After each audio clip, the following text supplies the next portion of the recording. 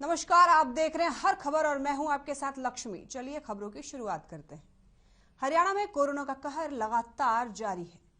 पिछले 24 घंटे में प्रदेश में 5,770 केस नए आए हैं और आपको बताते चलें कि नए केस जबकि कोरोना की वजह से 18 मरीजों की मौत हो गई।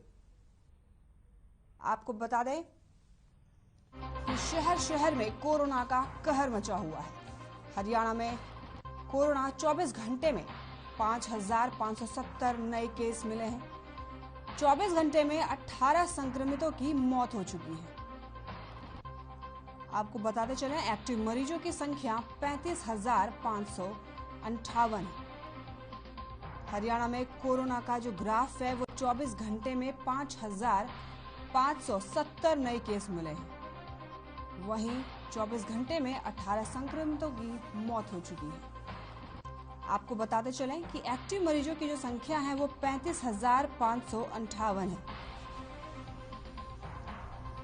होम आइसोलेशन में 34,121 मरीज हैं। आपको बता दें कि ये बड़ी खबर जहां शहर शहर में कोरोना का कहर है। हरियाणा में कोरोना का जो ग्राफ है वो 24 घंटे में 5,570 नए केस मिले हैं। होम आइसोलेशन में 34,121 मरीज, 9,759 मरीज ठीक होकर घर लौटे। आपको बता दें ये बड़ी खबर, हरियाणा में कोरोना का जो ग्राफ है वो 24 घंटे में 5,570 नए केस मिले हैं।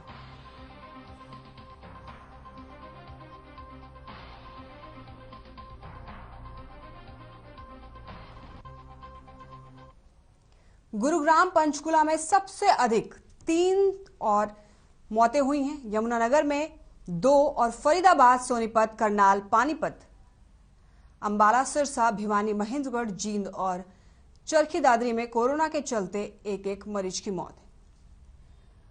आपको बता दें हरियाणा में बढ़ रहा कोरोना का संक्रमण। गुरुवार को 5,570 नए केस मिले हैं। वहीं 24 घंटे में 18 संक्रमितों की मौत हो चुकी है। एक्टिव मरीजों की जो संख्या है वो 35,558 पहुंच चुकी है। होम आइसोलेशन में 34,121 संक्रमित हैं। 9,759 मरीज ठीक होकर घर लौटे। गुरुग्राम पंचकुला में 3 संक्रमितों की मौत हो चुकी है। वहीं यमुनानगर में 2 संक्रमितों की मौत हो चुकी है। फरीदाबाद, सोनीपत, करनाल, पानीपत में 1 की मौत हो चुकी है। अंबाला, सिरसा, भिवानी, महेंद्रगढ़ में 1 की मौत हो चुकी है। जींद और चरखी दादरी में भी 1 मरीज की मौत हो चुकी है। वहीं संक्रमण दर 17.87% पहुंच चुका है। रिकवरी रेट 95.09, मृत्यु दर 1.10 पहुंचा। गुरुग्राम में मिले 1,671 नए संक्रमित, एक्टिव केस 9,288। फरीदाबाद में 504 नए संक्रमित मिले हैं। वहीं एक्टिव केस 6,095 बढ़कर हो चुका है। हिसार में 307 नए संक्रमित मामले मिले हैं। वहीं एक्टिव केस 1,426। सोनीपत में मिले 493 नए संक्रमित, एक्टिव केस 1,954। आपको बता दें कि करनाल में 111 नए संक्रमित मिले हैं। वहीं एक्टिव केस 1,767 हो चुका है। पानीपत में 127 नए संक्रमित मामले आए हैं। वहीं एक्टिव केस 1,226। पंचकुला में 256 नए संक्रमित मामले हैं। वहीं एक्टिव केस 1,459 मामले हैं। अंबाला में 189 नए संक्रमित मामले मिले हैं। वहीं एक्टिव केस 2,877। सिरसा में 144 नए संक्रमित मिले हैं। वहीं एक्टिव केस 767।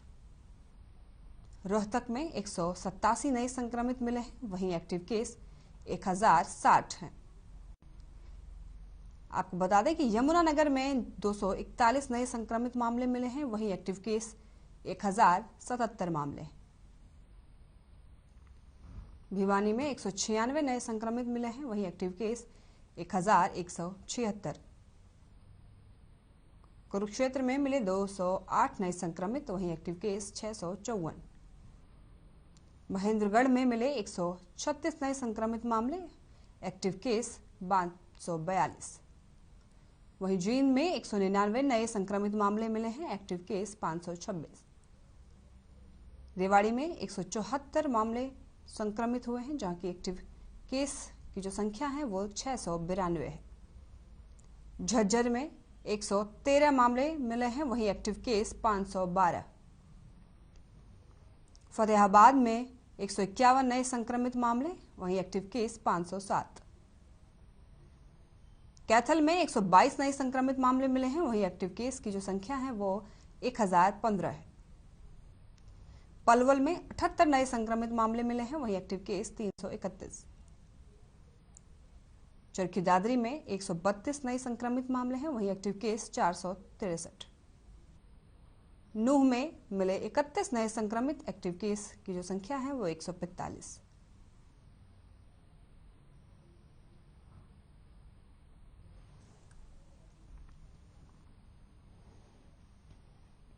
सीएम घोषणाओं के क्रियान्वयन की समीक्षा हेतु प्रशासनिक सचिवों के साथ बैठक की और बैठक में मुख्यमंत्री मनोहर लाल ने वीरवार को चंडीगढ़ में 5 विभाग की विभिन्न परियोजनाओं की समीक्षा की।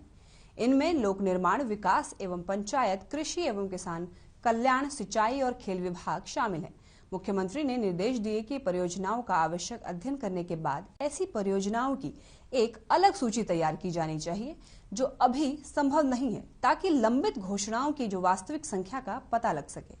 मुख्यमंत्री ने ये भी निर्देश दिए कि जिन परियोजनाओं के लिए रेलवे से अनुमति की आवश्यकता है, ऐसे सभी परियोजनाओं के लिए Haryana rail infrastructure development corporation limited से समन्वय स्थापित करें और आवश्यक हो तो ऐसी परियोजनाओं को HRIDC को भेजा जाए।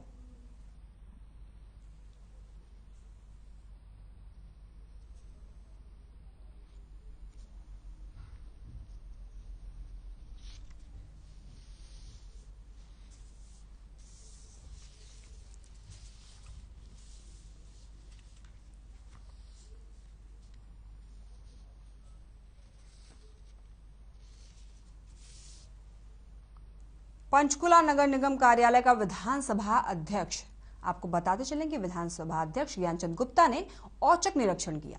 इस दौरान निगम कमिश्नर अपने कार्यालय से नदारद रहे, जिसे लेकर ज्ञानचंद गुप्ता अधिकारियों से भी जवाब मांगा कि आखिर निगम कमिश्नर अपने कार्यालय में मौजूद क्यों नहीं है। कार्यालय में रेवेन्यू को लेकर जांच की गई। पंचकुला निगम क्षेत्र में 6 मोबाइल कंपनी के टावर लगे हुए हैं। इन कंपनियों ने पिछले करीब 6 साल से पैसे जमा नहीं किए हैं। हालांकि कुलभूषण गोयल के मेयर बनने के बाद कुछ रिकवर हुए हैं। स्पीकर ज्ञानचंद गुप्ता ने बताया कि निगम क्षेत्र में जो इंटरनेट की लाइन डली हुई है, उनका कोई रिकॉर्ड पूरी तरह से उपलब्ध ही नहीं है। कंपनियों की कई फाइलें गायब भी मिली हैं।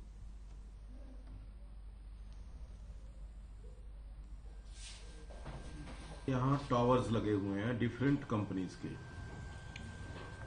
चाहे वो जियो है, इंडस है, एयरटेल है, वोडाफोन है, BSNL है और ATC टेलीकॉम।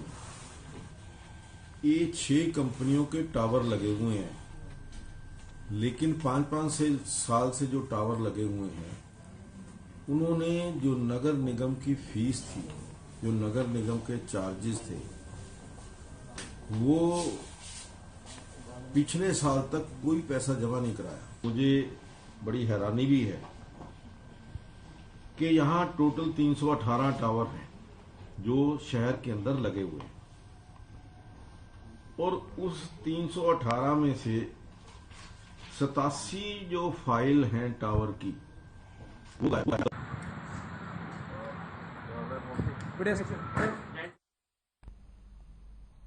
फरीदाबाद से विधायक नीरज शर्मा का बयान सामने आया है। नीरज शर्मा ने कहा कि सरकार जानबूझकर फरीदाबाद और गुरुग्राम को लूटने का काम कर रही है और सरकार की आंखों के आगे जनता को लूटा जा रहा है, फिर भी सरकार मौन धारण किए बैठी है। नीरज शर्मा ने यह भी कहा कि वे बजट सत्र में कई मुद्दों को उठाएंगे। साथ ही उन्होंने नौकरी में 75% आरक्षण को भी काला कानून बताया है। एक तो सबसे पहले हम अपने इलाके के विकास कार्यों की बात करेंगे, उसके बाद दूसरा जो सबसे बड़ा मुद्दा है आज की तारीख में, और ये मैं पिछले काफी समय से उठाता भी आ रहा हूं, खास तौर से जो DHBN का उपभोक्ता है उसके संग सरकार बहुत अत्याचार कर रही है। या दूसरे शब्दों में कहो कि मेरा पड़ोसी बिजली चोरी कर रहा है और उसके बिल का भुगतान मैं भर रहा हूं, जो कि गलत है। कि DHBN के उपभोक्ता के ऊपर इतना ज्यादा सरकार बोझ क्यों डाल रही है? अगर जो आप स्थानीय लोगों को रोजगार दे रहे हैं तो सरकार ESI देगी, PF देगी, प्रमोट करेगी। और 75 नहीं साहब, 100% करो, नीरज शर्मा उसके साथ है। परंतु इस कानून के अंदर जो सरकार एक काला कानून लेके आई है, खासतौर से गुड़गांव, फरीदाबाद, रेवाड़ी, दारूहेड़ा, पानीपत, अंबाला, सोनीपत, पंचकुला, जमुनानगर, यहाँ के बच्चों के साथ बहुत बड़ा इस सरकार ने, मैं तो कहूंगा, बच्चों का भविष्य कत्ल कर दिया। आज फैक्ट्री तो लगेगी फरीदाबाद में, जमीन जाएगी फरीदाबाद के किसान की, ट्रैफिक जाम होगा फरीदाबाद का होगा, पोल्यूशन झेलेगा फरीदाबाद का आदमी झेलेगा, कैंसर होगा फरीदाबाद के आदमी को होगा, परंतु फरीदाबाद के बच्चे को नौकरी नहीं मिलेगी। जो ये इन्होंने 75% नौकरी के अंदर 10% की कैप लगाई है, ये बहुत बड़ा काला कानून है। सोनीपत के मॉडल टाउन में 134(1) के तहत दाखिला न मिलने पर अभिभावकों में काफी गुस्सा है। गुस्साए अभिभावकों ने स्कूल वैन को रोककर उसके टायरों की हवा निकाल दी और जमकर हंगामा भी किया। अभिभावकों और स्कूल स्टाफ में काफी देर तक इस दौरान हाई वोल्टेज ड्रामा होता रहा। अभिभावक मंच का कहना है कि शहर के किसी भी चौक चौराहे से निजी स्कूल के वाहनों को नहीं गुजरने दिया जाएगा।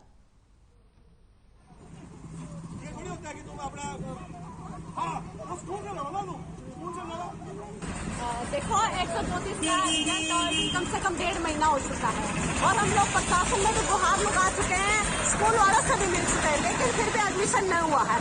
तो आज अभिभावकों ने और छात्र अभिभावक संघ ने गुस्से में आके कुछ स्कूलों की गाड़ियों को पंचर किया है और हम प्रशासन को भी एक चेतावनी दे रहे हैं कि प्रशासन जब एडमिशन नहीं कराता है, सरकार नाकाम हो चुकी है, तो हम अब शहर में किसी भी स्कूल की बसें नहीं चलने देंगे। ये छात्र अभिभावक संघ की तरफ से मेरी वार्निंग है सभी स्कूल वालों को भी और प्रशासन को भी। जनवरी में बेमौसम हुई बरसात ने किसानों की परेशानी बढ़ा दी है। खरीफ सीजन के बाद अब रबी सीजन में भी कई गांवों में जल भराव के कारण फसलें बर्बाद की कगार पर पहुंच चुकी हैं।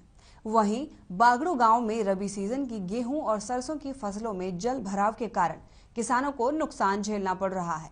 पीड़ित किसान के साथ ग्रामीणों ने बड़ी संख्या में लघु सचिवालय परिसर पहुंचकर मुख्यमंत्री के नाम DC कार्यालय में ज्ञापन सौंपा है। वहीं इस ज्ञापन के माध्यम से किसानों ने बताया कि मानसून में कोई अत्यधिक बरसात के कारण बागड़ू गांव के किसानों की जो धान, कपास, बाजरा आदि फसलें हैं वो पूरी तरह से नष्ट हो गई थी। गिरदावरी भी करवाई गई थी, लेकिन अब तक खरीफ सीजन का मुआवजा उन्हें नहीं मिल पाया है। किसानों ने सरकार से मांग की कि उन्हें पिछली फसलों का मुआवजा दिया जाए। वहीं रबी सीजन की जो फसलें हैं उनकी स्पेशल गिरदावरी करवाने के बाद मुआवजा राशि जारी की जाए।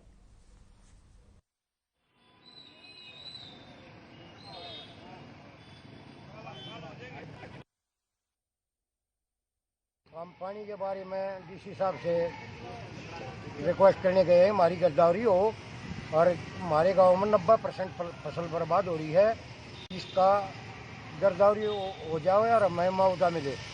पानी बहुत ज़्यादा खड़ा है खेतों में, सारी मौका देखा जाए, हमारी फसल टोटली बर्बाद हो जाए।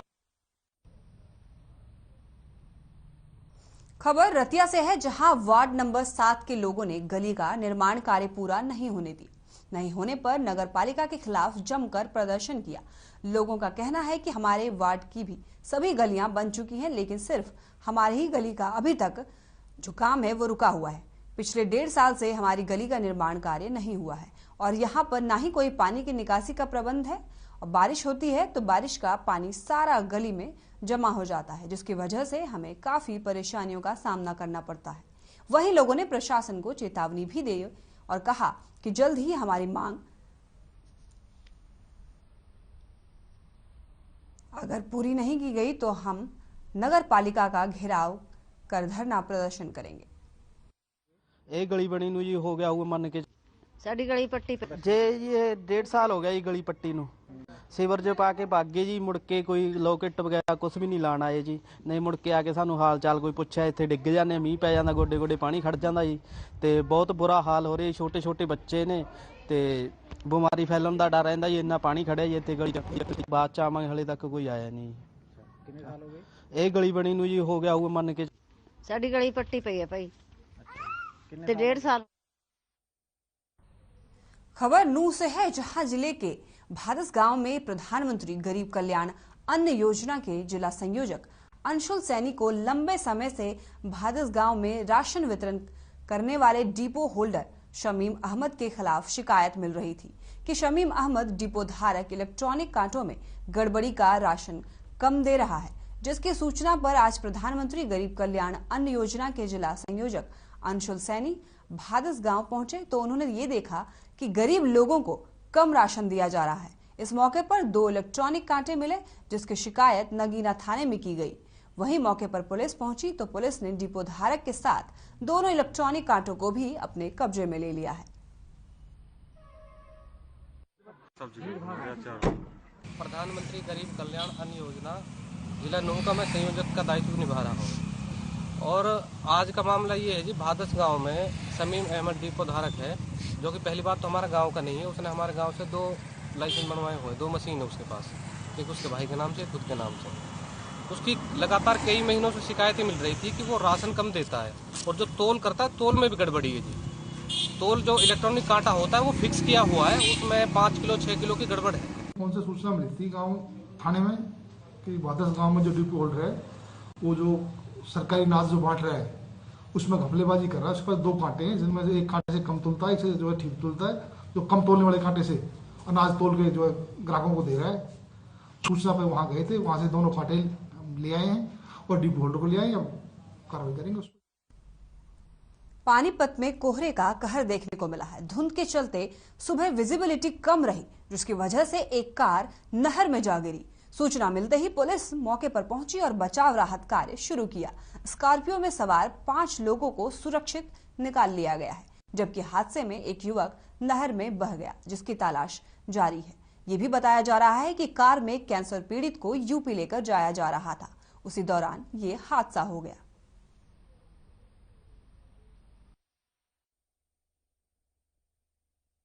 एक अड़ेवे का आपा तो गाड़ी है बुकिंग पे चलती है जी।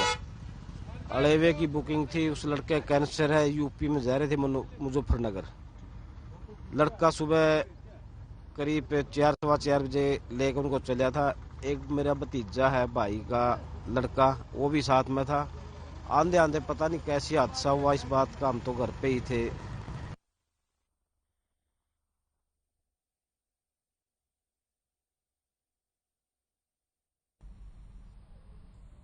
चलिए यहाँ रुकते, छोटे से ब्रेक के लिए कहीं मत जाइएगा, फौरन लौटेंगे।